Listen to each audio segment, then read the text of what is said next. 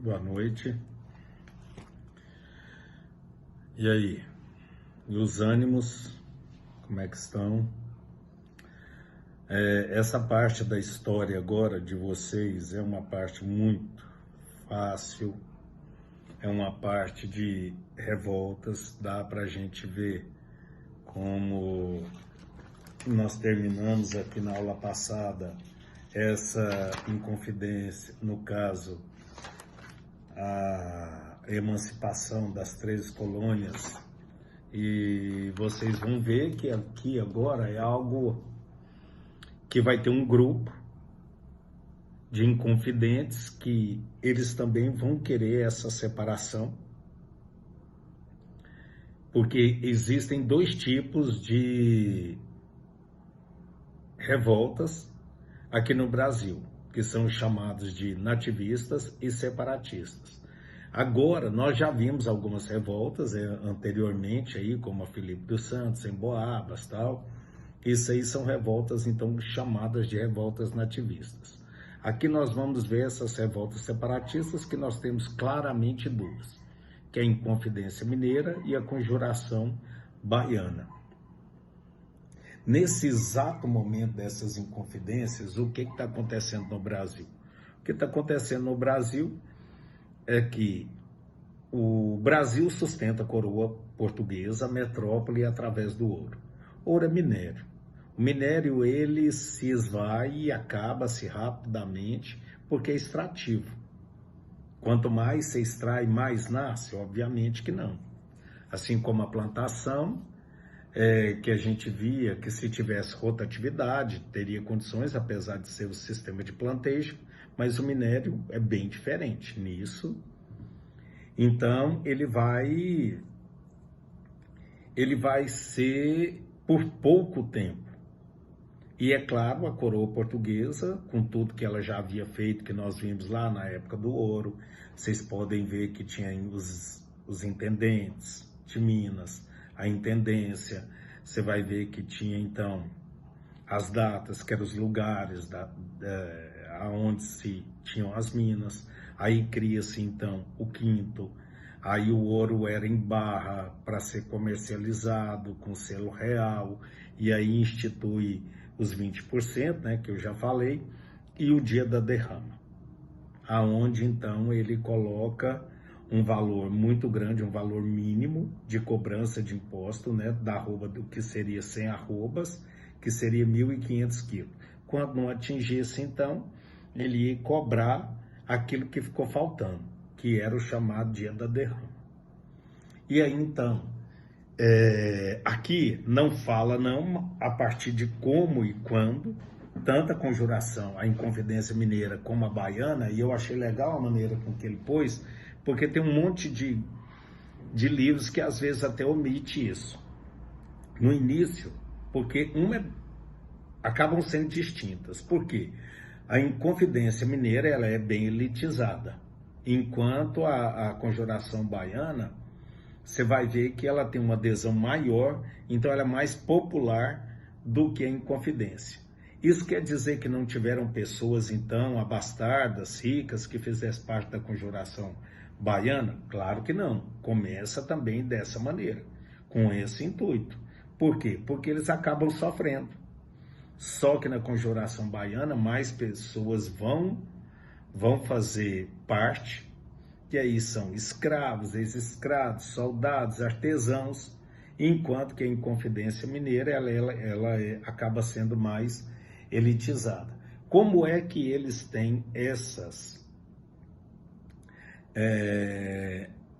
que surge essa insurreição? A primeira coisa, vários livros têm esse relato de que esses homens, no caso aqui de Minas, eles acabam indo estudar fora, lá eles têm contato com o que está acontecendo na Europa, e aí então, pela parte do iluminismo, toda essa briga que tem, quando eles chegam aqui, eles veem a usurpação de poder em cima do que eles estão passando, eles vão fazer as escondidas reuniões para declarar então o quê? eles têm aquele sentimento de que vão fazer o quê? Não, vamos fazer uma revolução. Isso para eles era muito nítido e claro, essa revolução. E, segundo alguns autores, eles falam que assim, ó, vamos fazer no dia que for decretado o dia da derrama, porque nós vamos ter muito mais adeptos, e aí a coisa toma uma proporção muito grande. Mas no que diz respeito aqui, todas essas revoltas, elas são, eu não sei se eu posso dizer facilmente, elas são interrompidas, mas elas são mais do que em outros lugares mesmo. Eu acho que pela própria cultura mesmo de não ter lutado ou tentado realmente fazer, porque essa cultura de usurpação de poder ou deles tentarem depois forçar uma maneira do sofrimento àqueles que enfrentam o governo, através de tortura ou ameaças, acaba trazendo esse grande problema aqui. Mas o que se sabe é que ambos fizeram dessa maneira. E foram. No caso da Inconfidência Mineira, ela acaba sendo, então, eles acabam facilmente, e segundo alguns autores, quem acaba pagando o pato vai ser, então, chamado o Tiradentes, que é Joaquim da Silva Xavier, que ele é apelidado de Tiradentes. Eles falam que ele é pobre? Não. Ele era um alferes e era um dentista prático. Porém, dentre todos, era o mais pobre. Então, obviamente, durante muito tempo, as escrituras mais atuais vai falar que ele vai pagar o pato porque ele, então, é o mais pobre. Então, em contexto geral, essas inconfidências, elas ocorrem dessa maneira. Elas vão serem dessa maneira. E o objetivo era o mesmo, era o quê? Separar totalmente o quê? A colônia da metrópole. Com qual intuito? De serem livres, de poder declarar, então, uma república, e aí vai ter um embate, no caso da Inconfidência Mineira, por serem pessoas mais abastardas, então alguma linha aceita a liberdade dos escravos, almejam, tentam lutar por isso, enquanto outras não, porque precisavam de mão de obra. Então, basicamente, o que vai mudar entre uma e outra é dessa maneira, porque na Conjuração Baiana, dá para a gente entender que eles vão, pelo fato de terem escravos e ex-escravos fazendo parte, eles vão lutar muito por isso, enquanto que a Inconfidência Mineira nem tanto. E aí dá para a gente ver, olha aqui para vocês.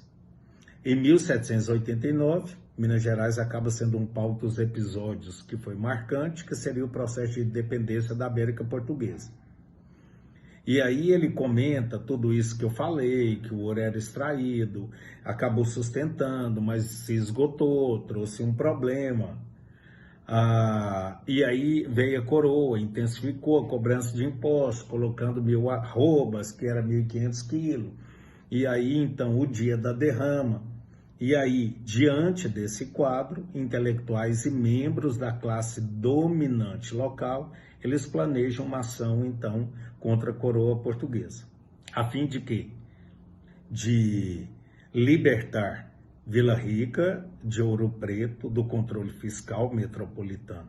O movimento era conhecido como Inconfidência Mineira e era integrado pelo quem? Por membros da igreja, militares, advogados, proprietários de terras e poetas. Vocês vão ver que era mais uma classe elitizada e intelectual.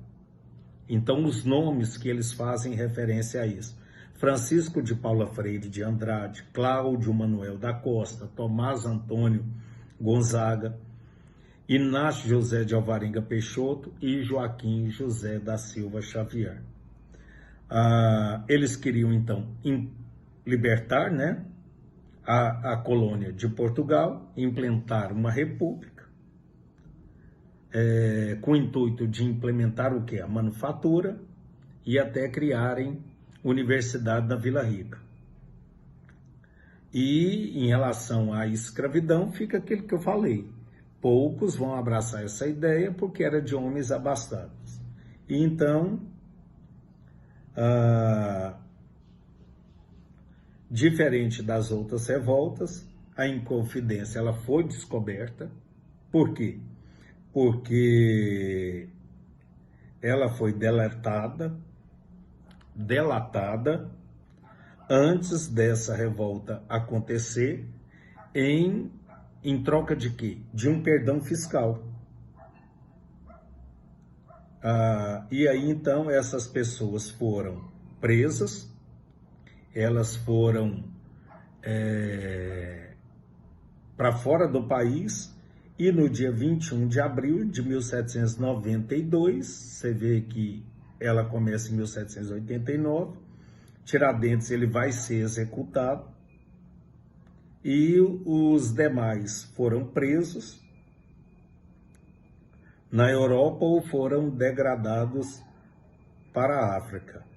E quem denunciou foi Joaquim Silvério dos Reis, porque ele queria esse perdão fiscal. E aí, em 1794, esses também membros da sociedade baiana, que também tinham o quê? Irmandades religiosas, grupos maçônicos, eles acabam se reunindo secretamente em lojas maçônicas, e eram ideias também revolucionárias na época, embasado também em algumas coisas dos iluminismo. E aí tem uma adesão. Em julho de 1797, acaba tendo essa loja maçônica, chamada Cavaleiro da Luz, onde esses grupos revolucionários eles passavam a ter reuniões secretas. E entre os frequentadores tem, então, o tenente Hermógenes Pantoja e o médico e jornalista Cipriano Barata. E eles, então, faziam e eram integrantes dessa conjuração baiana.